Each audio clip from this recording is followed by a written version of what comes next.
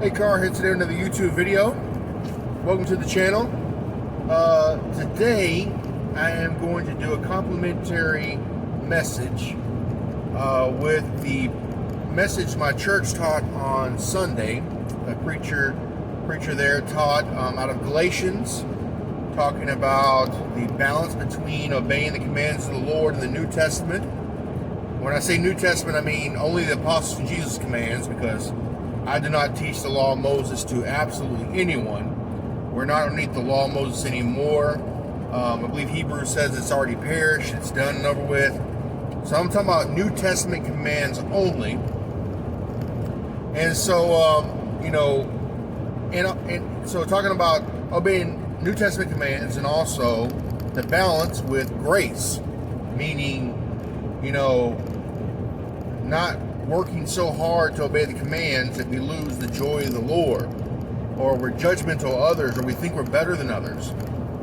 And I'm sure the preacher was not saying it's okay to sin and break the apostles of Jesus' commands. I think I know him better than that. He was just saying that when you do make a mistake, when you accidentally go over the speed limit, or you're accidentally rude because you woke up on the wrong side of the bed, or you do something accidentally, breaking the apostles of Jesus' commands, which you didn't know or you couldn't remember at the time, not to think that you're doomed or you're lost, or try not to be sad, try to keep your joy, because we have the grace and mercy of God. And the New Testament is not written like the Old. It's not. The New Testament is full of grace and mercy. Every single book of the Bible in the New Testament talks about the grace and mercy of God through Christ, but it also talks about keeping the commands of Jesus and the apostles. It talks about both. And the Old Testament is written full of law keeping, all of it. If you don't do this, you will be cursed, and if you don't do this, you are going to lose everything you've got good, or the Old Testament prophets would say you're a whore, or you're a prostitute, or you're an idolater, or you're going to eat your children, or I'm going to bring an army that's going to destroy your whole nation. Like, that's how it was in the Old Testament. That's the way the Old Testament prophets spoke. That's what Jesus told them to say. And the reason why I think God was so harsh with the people in the Old Testament compared to those in the New is because now we have a sacrifice. We have a sacrifice of atonement that they did not have in the Old Testament. God has been appeased. To say it in a worldly way, the virgin has been thrown into the volcano. Jesus is the virgin. He wasn't married on earth, and he was sacrificed on the cross. Now we have an appeasement, a gift to give to God for the sacrifice for our sins. And it is well pleasing, and the blood is more pleasing than the blood of Abel, and it speaks well to forgive us of our sins.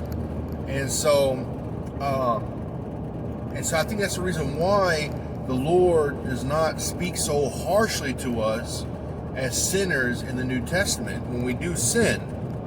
I'm not saying we're sinners, because the church is not necessarily sinners, even though they do sin every day.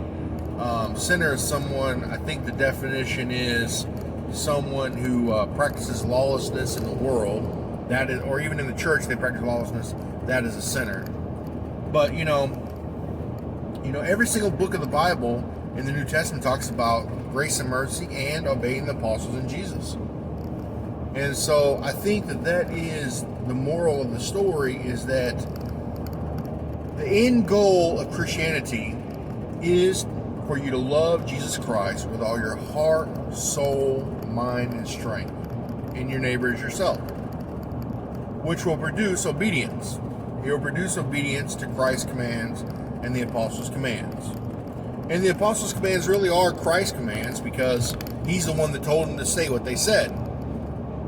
They prophesied the New Testament. All those epistles and all the Acts and the Gospels were prophesied by prophets.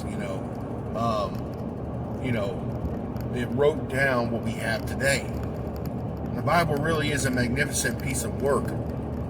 It's never, when you really love the Bible and you get into it and you really understand how the scriptures work, and you see how they work in your life, it is beyond anything you can ever even imagine. It is definitely the work of a creator God. A God that not only sees me from billions of miles away, trillions of miles, but also can count all the cells in my blood. That knows all the matter that makes me up. That knows how many grains of sand it took to make me. And for me, it's a lot of grains of sand. But anyway, that's the God I serve. And I see that in the Bible. I see that I can recognize that same God in the Bible. I can recognize it. So the moral of the story is I'm not promoting that you can sin and just get away with it, because there's the chastening of Christ. There is chastening. We will be chastened for our sins. But I'm also not telling you, and I think the preacher would say the same, that if you make a mistake while driving, you accidentally go over the speed limit, or if you break some law that the apostles in Jesus, and and you forgot the law, or you just made a mistake or whatever, it's not the end of the world. You won't be condemned. There's the mercy of God. But if you do practice lawlessness, you should fear. You should.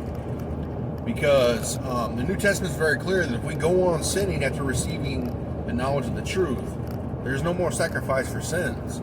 We're crucifying Christ all over again. And so the way I interpret that is if we're not seeking to rid sin from our life, if we're not striving to do the will of the Lord and fighting against sin, over a period of time, and God determines that time, no man can tell you you're condemned. Don't let them do it. There's a period of time that, there's no more sacrifice for sins. In other words, there's a fearful expectation of judgment. Okay. So anyway, not to be on the downer side of it, I'm trying to uplift you, but basically,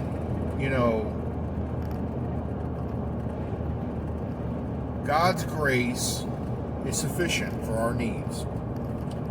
But His grace is